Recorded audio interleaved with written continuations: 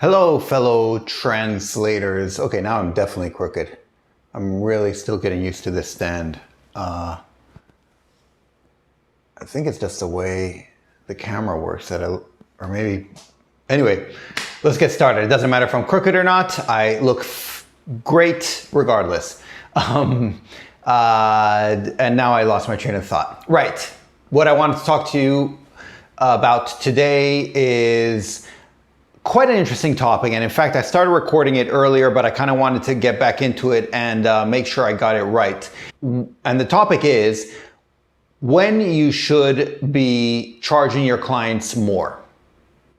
So what do I mean by this? Obviously, I don't mean that the job is longer or that it's a rush job or even that it's more complicated or more technical than usual. And I definitely don't mean when it's something outside your specialty.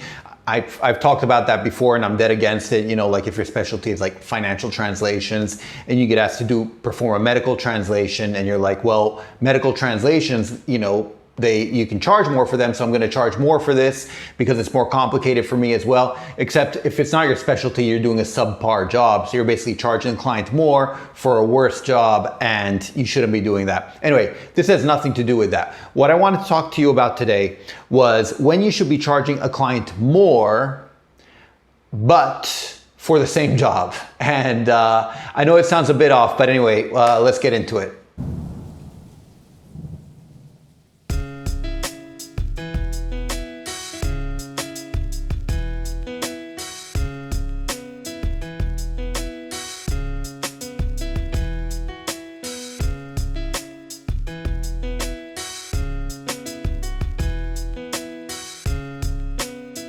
So when does this apply? In essence, it will apply for end clients, not for agencies. And it'll apply for end clients who usually are not in the industry.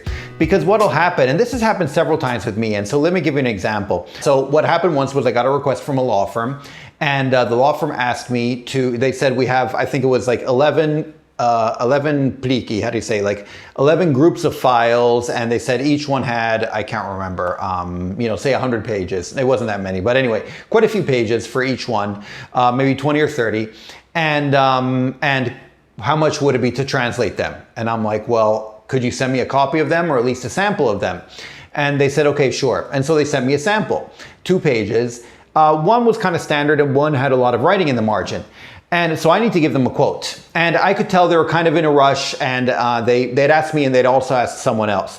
And I'm not sure what to quote here, because if it's all standard pages, like the first example they showed me, then it will be one price. But if all the pages include a lot of writing, like in the margin and on top of the text, that will kind of be another price, because that makes it a lot harder and more difficult to translate, because obviously then I can't run it, an OCR, so I can't use any type of CAT tool or, and plus you need to add stuff in the margins, which requires formatting and all that, and it's just a pain.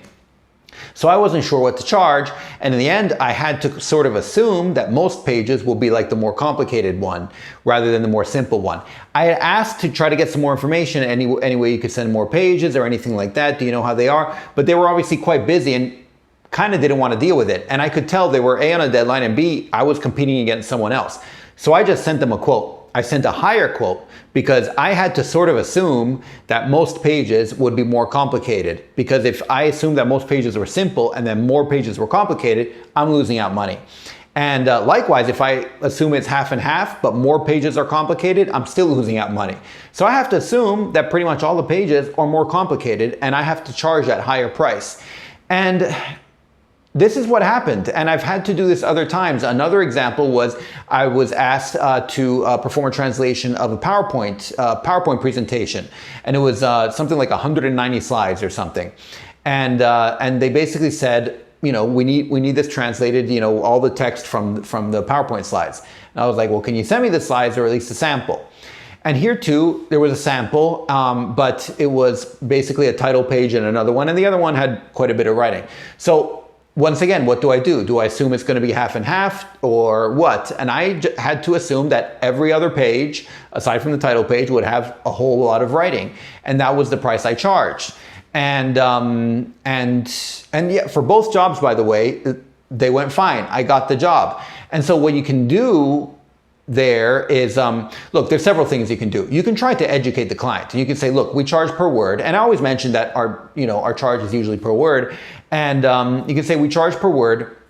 And so if you can send me the exact number of words, then I'll let you know. The client has no idea how many words are there, especially if they're not in the industry and they're thinking about other things. They haven't had to do a word count since they wrote essays in high school, And so it's going to be strange for them. Plus, remember, you're usually dealing with a project manager who has a boss and they have a client and they're juggling 15 different things at once, of which the translation is just one. They can't, quote unquote, hold your hand through this. They need something quick. And this is, agencies are more used to dealing with this stuff, I think, but very often when you're dealing with end clients yourself as a translator, you might not be used to it. And so a lot of translators are kind of paralyzed and they're not sure what to charge because you don't want to charge too much, you might lose the job. You don't want to charge too little because then you lose out. And yeah, the fact is often, not all the time, but often, and it's a judgment call, it's often better to charge a bit more. Because if you start asking questions, be like, look, are more pages like this, or are there going to be more pages like that? Do you think it's going to be this? Dun, dun, dun, dun. They don't have time to go back and forth with you. They're already doing too many things. And they might not even know. The example of the PowerPoint presentation, they hadn't even finished it by the time they contacted me for the quote. So I'm quoting on something that hasn't even been completed yet. And so what I end up doing, and what I usually recommend doing, is to charge a higher price. Obviously, try to get the real word count, try to get the real number of files and everything, because you might lose out the job if your price is too high, especially if other people are competing. But you don't want to lose out and have to work for nothing, and lose out money on it, basically. So my advice is to charge a higher price, but then add something in your email that says this price quote is can be confirmed upon viewing the file to be translated, something like that. Sort of like a disclaimer at the bottom of the email, but it shows that this is basically contingent upon you seeing the actual file to be translated. So it could change. And at that point, if they send you a file and it's like half the words you thought it would be, you could even tell them, you could be like, actually the price quote for this, because it ended up being simpler or whatever, but having seen the final file, the price quote is a bit lower. And that usually makes them quite happy. On the other hand, let's say you gave a lower price and then you have that same phrase and you want to then charge a higher price because there's more text than you thought. Clients are not happy about that. They budgeted a certain amount. And if you say, okay, actually it's going to cost you a bit more, they're really not going to be happy about that. They feel like you did it on purpose and waited until they confirmed it to give a higher price. And they'll be like, no, you wrote it in writing. Doesn't matter if you had a disclaimer or anything, you had it in writing at that price and they want to accept it. But if you lower your price, usually they're okay with that. The interesting thing I found is that sometimes even when you lower the price, they don't want to do that because they've budgeted it correctly. They've already gone through accounting and done this and that and the other. And it's a lot of paperwork to then lower the price. And it kind of looks like they made a mistake. Like the project manager might have made a mistake in terms of talking to their boss or to the accounting department or whoever it might be, or their client or something. And so they don't want to lower the price many times. And so again, it's really a judgment call. And this is one of the things about dealing with end clients that makes it so complicated, because you're dealing with people who are in a different industry, working on different things, and you kind of need to figure out how to deal with them. And so much of it is basically guesswork, And so this is just one of those occasions when actually it makes sense to charge a client more. And then later see, once you get it confirmed, if you can bring the price lower or whatnot.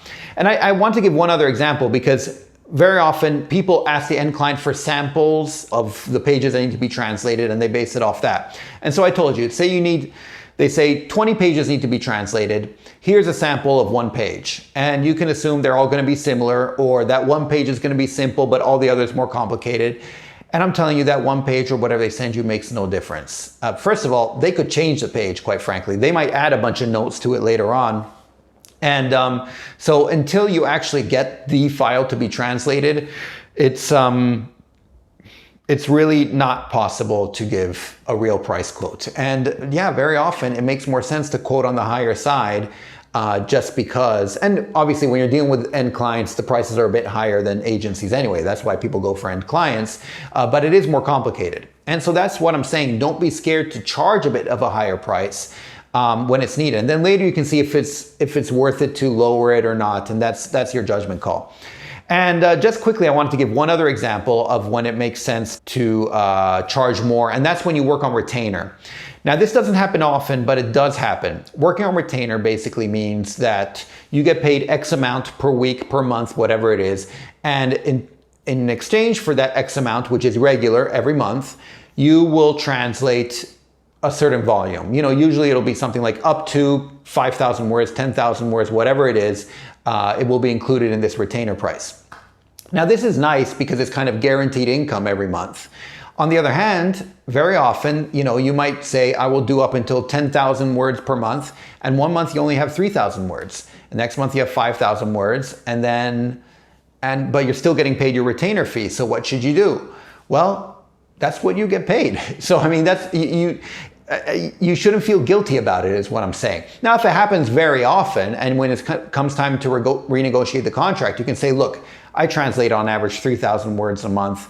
You're paying me for 10,000 words a month. It doesn't make sense. You know, why don't you bring it down to 3 or 5, like, so you have some cushion, but it doesn't make any sense to do this. They'll appreciate that a lot. And you know, and obviously it is more honest, but you know, you shouldn't be trying to discount them month by month just because they give you less. If they did it on retainer, that's the way it works. And that's the beauty of working on retainer. And so yeah, in that case, it does make sense to charge a client more. I mean, you charge them more ahead of time.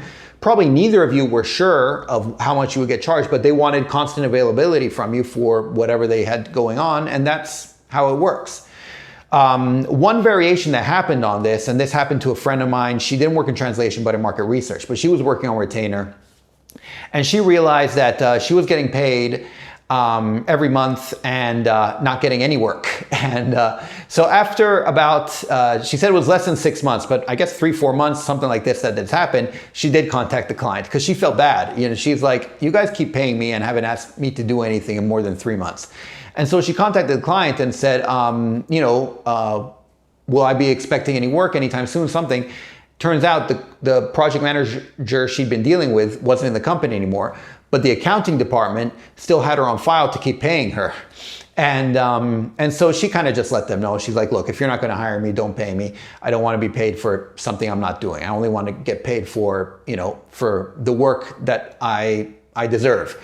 But yeah, the accounting department said, look, anything we paid you, you keep it, obviously, because we can't, you know, it's more of a pain for them to ask for it back, and, you know, it would require all this legalese and stuff like that. And so they're like, keep whatever you have. And then, yeah, you know, and in fact, they paid her for, I think, another 2 months because it went for on a 6-month basis. And so she said for the rest of those 6 months, they kept paying her. And they're like, we're going to pay you until the end of 6 months. And then that's it, you know, because yeah, and it worked out for them best. And so yeah, these are occasions, and again, they only happen with end clients, and they're just odd things that do happen though. And they'll happen every now and then as you keep working. And so they're things, you know, they can work out well because you earn more, but they're also very odd. And so they take a lot of guesswork. And so you really need to kind of figure them out. But they're part of what makes life interesting as well. And so I just wanted to detail a couple examples of when it makes sense to charge the client more, even if you're not doing more work per se, or doing anything more technical, and it's not a rush job, or you need formatting, you know, any of those usual things. But other times when it does make sense to charge a client a bit more. And anyway, hopefully you found this interesting, and please let me know also if you have other examples of when this has happened to you, or when it made sense for you to charge a client more. I'm very curious to hear about it. And otherwise, that's pretty much it, and I'll talk to you next time. Okay, thanks, bye. Savedum.